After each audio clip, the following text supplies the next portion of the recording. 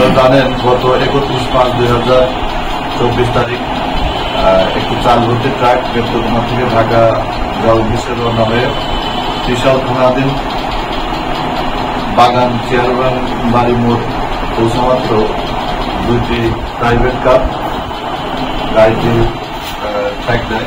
Track দিয়ে তাদেরকে ভয়ভীতি দেখায় গাড়ি থেকে ড্রাইভার এবং হেল্পারকে নামিয়ে প্রাইভেট কারের ভিত্তিতে তুলে নিয়ে যায় এবং ওই চার ভর্তি ট্র্যাকটা সিধাই করে নিয়ে তারা চলে যায়।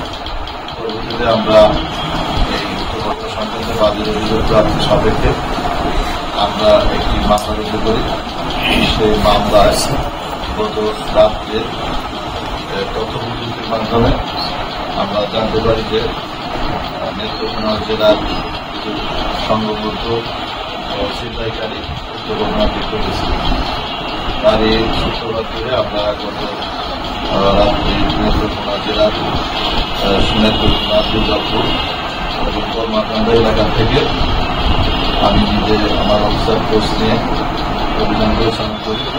অভিযান পরিচালনা করে নেত্রকোনা এবং দুর্গাপুর কর্মাকান্দা থেকে 6 জন ছিনতাইকারীকে গ্রেপ্তার করতে সক্ষম হই এবং ছিনতাইকারী ব্যবহৃত যে দুটি প্রাইভেট কার সেই প্রাইভেট কার জব্দ করি।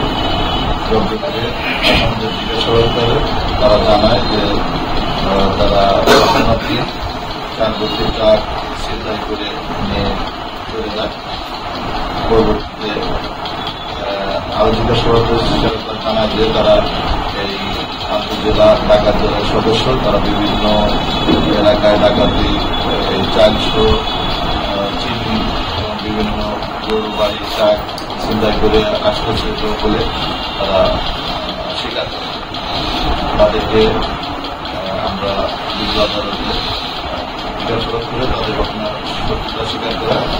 পরবর্তীতে আমরা তাদেরকে রিমান্ডের আবেদন সহ বিজ্ঞ আদালতে তারা কি কোনো অপকর্মের সাথে জড়িত আছে কিনা এরকম কোনো পেয়েছেন আপনারা?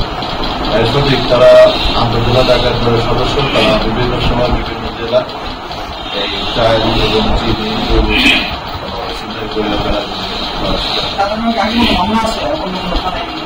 তাদের বিরুদ্ধে বিভিন্ন থানায় একাধিক মামলা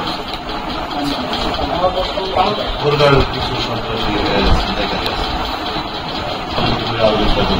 আমরা আরেকটা প্রশ্ন আপনার কাছে করছি, এই যে চালগুলো আটক করা হয়েছিল প্রাথমিক পর্যায়ে আপনারা এগুলোকে চিনি ভেবেছিলেন কিনা?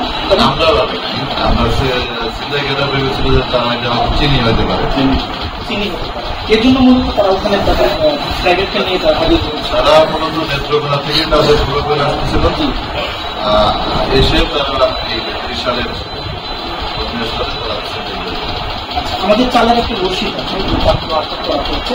এই রসিদের ভিত্তিতে আমরা দেখতে পাচ্ছি যে এই চালগুলোর যে যিনি প্রকৃতপক্ষে মালিক বা চালগুলো যেখানে যাওয়ার কথা এদেরকে কি এই ডাকাত দল বা সন্ত্রাস তাদেরকে জিম্মি করেছিল কিনা এবং সেই চালগুলোর পরিমাণ কত, কি পরিমাণ বস্তা আপনাদের কাছে চালগুলো আমরা উদ্ধার করার চেষ্টা করতেছি।